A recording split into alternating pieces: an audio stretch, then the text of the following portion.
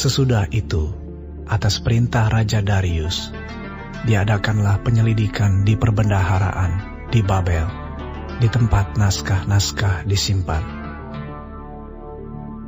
Kemudian di Ahmeta, benteng yang di provinsi Media, didapati sebuah gulungan yang isinya sebagai berikut.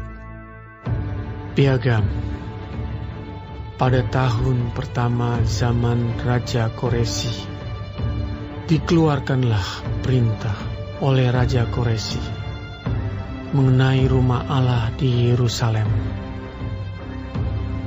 Rumah itu haruslah dibangun kembali sebagai tempat orang mempersembahkan korban sembelihan dan korban api-apian. Haruslah tingginya 60 hasta dan lebarnya 60 hasta. Dan haruslah dipasang 3 lapis batu besar-besar dan 1 lapis kayu. Biayanya harus dibayar dari perbendaharaan kerajaan,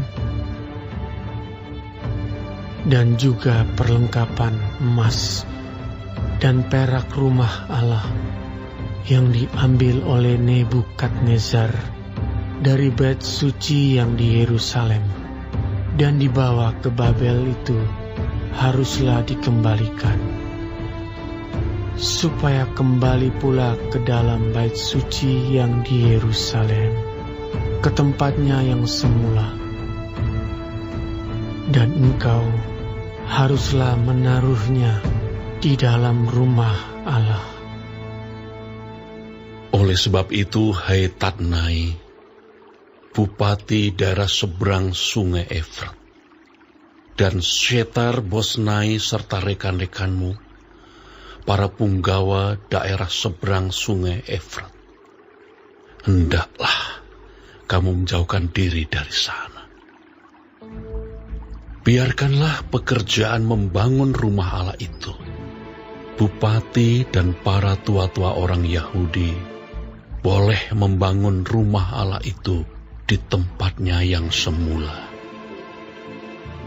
Lagi pula telah dikeluarkan perintah olehku tentang apa yang harus kamu perbuat terhadap para tua-tua orang Yahudi mengenai pembangunan rumah Allah itu, yakni daripada penghasilan kerajaan, daripada upeti daerah seberang sungai Efrat, haruslah dengan seksama dan dengan tidak bertangguh diberi biaya kepada orang-orang itu.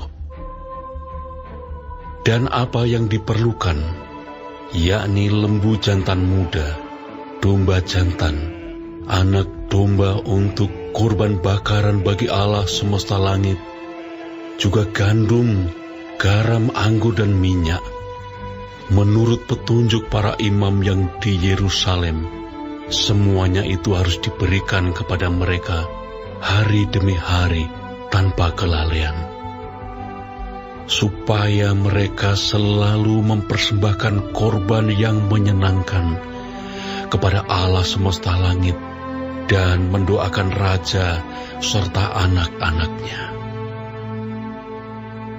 Selanjutnya, telah dikeluarkan perintah olehku, supaya setiap orang yang melanggar keputusan ini akan dicabut sebatang tiang dari rumahnya untuk menyulakannya pada ujung tiang itu, dan supaya rumahnya dijadikan reruntuhan oleh karena hal itu.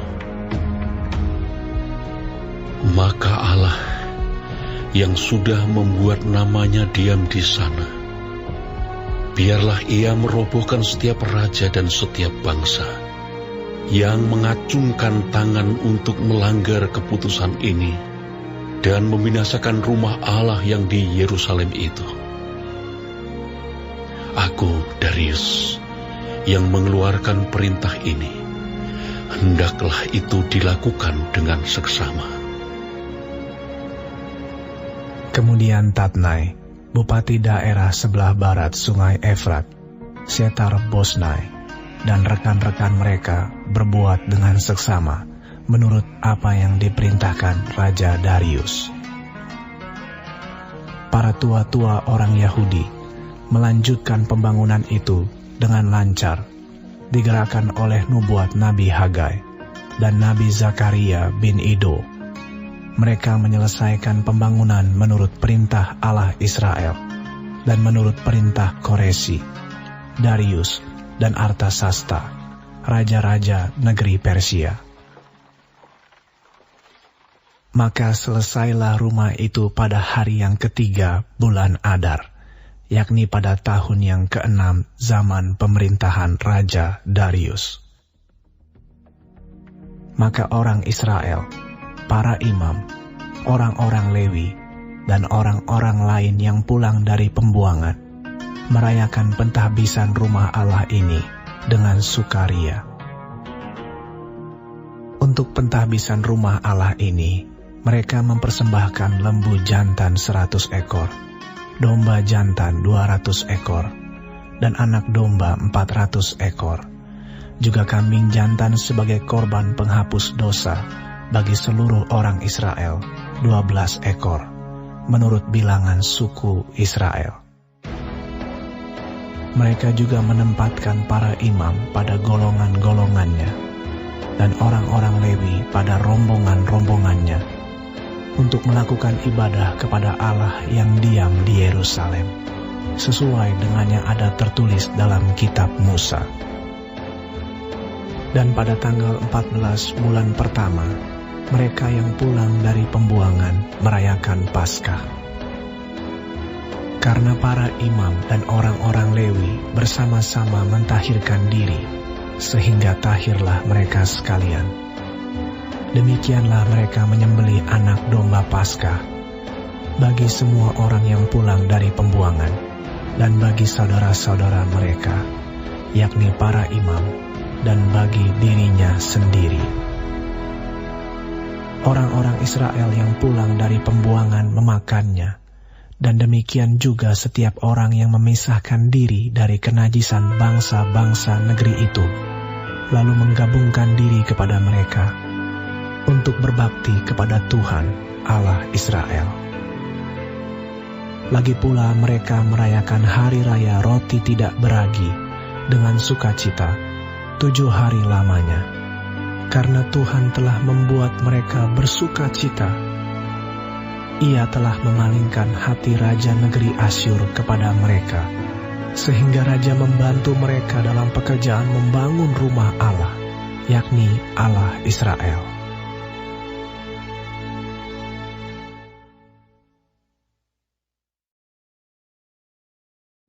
Shalom saudara-saudaraku yang kekasih di dalam Tuhan Yesus. Puji Tuhan kalau kita masih diberi kesempatan hidup hari ini dan mempelajari kitab Esra pasal 6. Sungguh luar biasa waktu kita membaca pasal ini. Kuasa Tuhan luar biasa dinyatakan.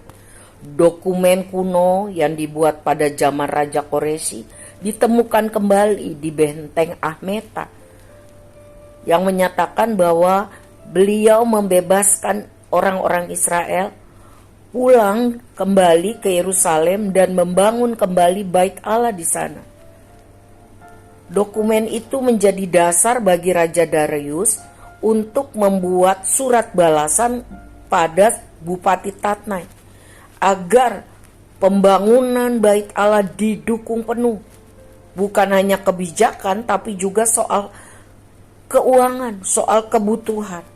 Wow, Raja Darius juga rindu agar orang-orang di Yerusalem yang menyembah Allah yang benar, Allah yang hebat, mendoakan dirinya dan anak-anaknya. Jadi tidak ada yang sukar buat Tuhan. Allah yang menyertai orang-orang Israel untuk melaksanakan rencananya, yaitu memperbaiki kembali rumah Allah, mezbah Allah, agar orang-orang kembali sungguh-sungguh hidup seperti yang Tuhan mau. Itu digenapi. Sebab itu, selama saya dan saudara hidup mengasihi Tuhan, hidup sesuai dengan rencana Tuhan, kita tidak terlalu perlu khawatir. Kita jangan khawatir. burung di udara Tuhan pelihara. Sebab itu mari kita jalani hidup ini bersama Tuhan. Dia yang sanggup melakukan segala sesuatu. Tidak ada yang mustahil baginya. Tuhan dapat memakai siapapun dan apapun untuk mendatangkan kebaikan bagi orang-orang yang mengasihi. Tuhan dapat melakukan apapun untuk menggenapi rencananya. Sebab itu pastikan kita hidup sesuai rencana Tuhan. Walaupun banyak persoalan, walaupun banyak pergumulan, tapi ingat, sebenarnya Tuhan terus melatih kita, memproses kita untuk benar-benar hidup. Hanya bagi Dialah segala kemuliaan dan hormat selama-lamanya. Amin.